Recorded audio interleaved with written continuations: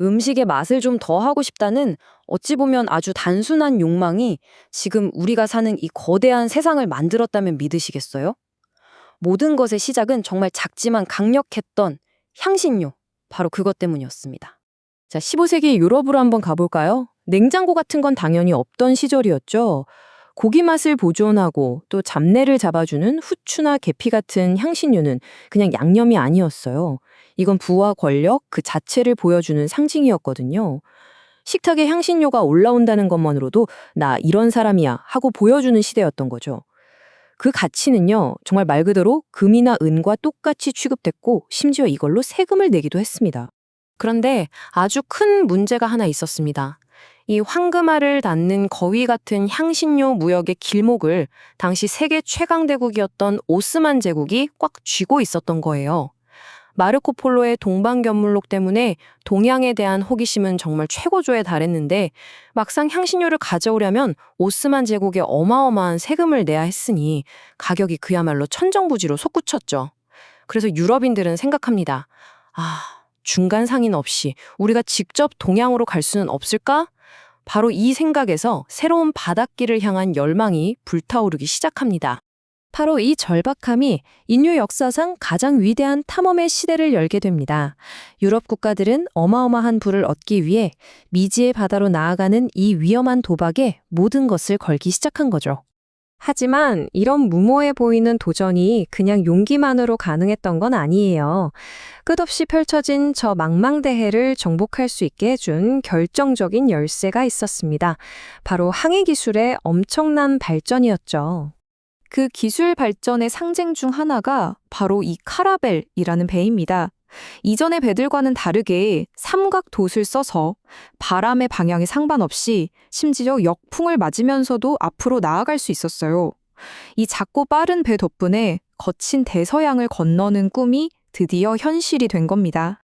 여기에 마치 슈퍼파워 같은 두 가지 핵심 도구가 더해집니다. 먼저 이슬람 세계에서 건너온 아스트롤라베 덕분에 바다 한가운데서도 별을 보고 배의 위치, 즉 위도를 꽤 정확하게 알 수 있게 됐고요.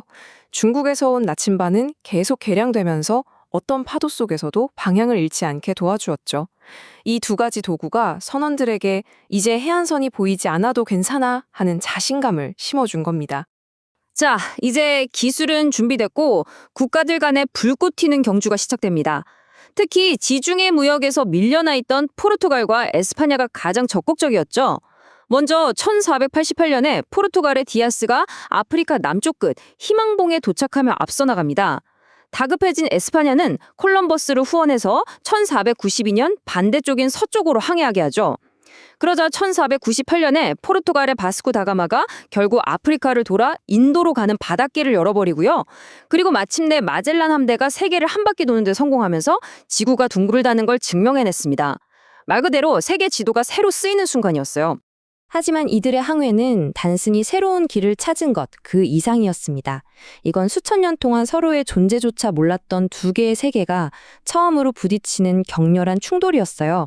그리고 유럽인들의 도착은 아메리카 대륙에 상상조차 할 수 없었던 비극의 시작을 알리고 있었습니다. 유럽인들이 도착하기 전에 아메리카 대륙에는 이미 그들만의 방식으로 찬란하게 빛나는 문명들이 있었습니다. 멕시코 고원의 아스테카 제국은 당시 유럽의 그 어떤 도시보다도 컸던 인구 30만의 수상도시 테노치티틀란을 세웠고요. 안데스 산맥의 인카 제국은 거대한 도로망과 마추픽추 같은 정말 경이로운 건축물들을 남겼죠. 이들은 절대 미개한 사회가 아니었습니다. 수백만 명을 다스리는 정교한 시스템을 갖춘 거대한 제국이었어요. 자, 여기서 정말 믿기 힘든 질문이 하나 생깁니다. 어떻게 고작 수백 명밖에 안 되는 에스파냐 정복자들이 수백만 명이 사는 이 거대한 제국들을 그렇게 순식간에 무너뜨릴 수 있었을까요? 물론 그들에겐 강철로 만든 검과 총이 있었고 원주민들은 생전 처음 보는 동물인 말도 있었지만 이걸로 이 엄청난 수정 열쇠를 뒤집는다는 건 상식적으로 말이 안 되잖아요. 진짜 이유는 눈에 보이지 않았습니다. 정복자들이 가진 가장 강력하고 가장 끔찍한 무기는 총이나 칼이 아니었어요.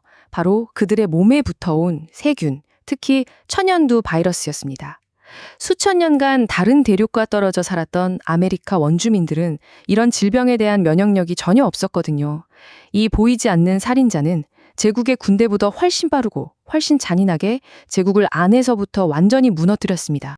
그 결과는 인류 역사상 가장 끔찍한 재앙 중 하나로 기록됩니다. 유럽인들의 잔혹한 착취에 더해서 이 보이지 않는 살인자가 휩쓸고 간 아메리카 대륙의 원주민 인구는요, 불과 한 세기도 안 돼서 최대 90%가 사라졌습니다. 수천만 명, 어쩌면 그 이상의 생명이 그냥 증발해버린 겁니다. 아이러니하게도 이 끔찍한 파괴의 잿더미 위에서 이제껏 세상에 없었던 완전히 새로운 형태의 세계 경제가 태어나기 시작합니다. 그 거대한 파문은 대서양을 중심으로 전 세계로 쭉쭉 퍼져나갔습니다. 이 새로운 글로벌 경제 시스템의 심장은 바로 삼각무역이었습니다. 유럽, 아프리카, 아메리카, 이 세 대륙을 잇는 거대한 순환 구조는 유럽에 막대한 부를 안겨주었는데요. 하지만 그 심장을 뛰게 한 동력은 역사상 가장 비극적인 착취, 바로 노예무역이었습니다. 구조는 이렇습니다. 먼저 1단계, 유럽에서 총이나 옷감 같은 물건을 싣고 아프리카로 가요. 2단계, 거기서 그 물건들을 주고 아프리카인들을 노예로 사들인 다음 짐작처럼 배에 태워 대서양을 건너 아메리카로 갑니다. 중간 항로라고 불리는 이 과정에서 정말 수많은 사람들이 목숨을 잃었죠. 마지막 3단계, 아메리카 대농장에 이들을 팔아넘기고 그들의 피와 땀으로 만든 설탕, 담배, 은 같은 걸 배에 가득 싣고 유럽으로 돌아와 엄청난 돈을 버는 시기였습니다. 특히 아메리카 대륙의 거대한 은광에서 원주민과 아프리카 노예들의 강제 노동으로 캐낸 어마어마한 양의 은이 유럽으로 쏟아져 들어왔습니다. 갑자기 시중에 돈이 너무 많아진 거예요. 그러자 어떻게 됐을까요? 돈의 가치는 떨어지고 물건값은 미친 듯이 오르는 가격혁명이 일어납니다. 이 충격으로 중세 경제 시스템이 흔들리기 시작했어요. 땅에 의존하던 옛날 귀족들은 몰락하고 무역으로 돈을 번 새로운 시민계층, 바로 부르주아지가 역사의 주인공으로 떠오르게 된 거죠. 이 거대한 흐름 속에서 오고 간 건 단순히 돈이나 상품만이 아니었습니다. 인류의 삶과 지구 생태계 자체를 영원히 바꿔버린 거대한 교환, 바로 콜럼버스의 교환이 일어났습니다. 아메리카의 감자, 옥수수, 고추는 유럽으로 건너가 굶주림을 해결하고 인구 폭발을 이끌었죠. 우리가 좋아하는 이탈리아 토마토 파스타요? 이때 토마토가 전해졌기 때문에 가능한 음식이 된 겁니다. 반대로 유럽의 말이나 소 같은 가축과 밀, 그리고 물론 치명적인 질병들이 아메리카 대륙으로 건너가서 그곳의 생태계를 완전히 뒤집어 놓았습니다. 자, 500년도 더 된 이 이야기들이 지금 우리랑 무슨 상관이냐고요? 천만에요. 이건 그냥 박물관에 있는 과거가 아닙니다. 이 거대한 파문의 메아리는 오늘날 우리가 사는 이 세계, 우리가 먹는 음식, 우리가 겪는 갈등 속에까지 아주 깊숙이 남아 있습니다. 지금의 생태 지도를 한번 보세요. 유럽에서 건너온 소와 말이 아메리카 들소가 뛰어놀던 드넓은 평원을 차지했고요. 오직 설탕만을 만들기 위한 거대한 사탕수수 농장 때문에 수많은 열대우림이 사라졌습니다. 또 식민지 시절에 돈 되는 특정 작물만 키우도록 강요받았던 구조는 오늘날 일부 라틴 아메리카 국가들이 겪는 경제적 어려움의 뿌리가 되기도 했죠. 물론 우리 식탁에 너무나 당연하게 올라오는 감자나 옥수수, 토마토 역시 이 거대한 뒤섞임이 남긴 유산이고요. 그리고 이 역사를 어떻게 기억하고 평가할 것인가에 대한 논쟁은 지금 이 순간에도 아주 뜨겁게 계속되고 있습니다. 한쪽에서는 콜럼버스의 도착을 미지의 세계를 연 위대한 발견으로 기념하는 반면에 다른 한쪽에서는 이걸 수천만 원주민에 대한 잔혹한 정복과 학살의 시작점이라고 보죠. 그래서 콜럼버스 데이를 원주민의 날로 바꿔야 한다고 목소리를 높이고 있습니다. 향신료를 향한 작은 욕망에서 시작된 대항해 시대. 이것은 인류를 하나의 거대한 그물망으로 묶었지만 동시에 지울 수 없는 파괴와 착취의 상처를 남겼습니다. 과연 이것은 위대한 발견의 역사였을까요? 아니면 잔혹한 정복의 역사였을까요?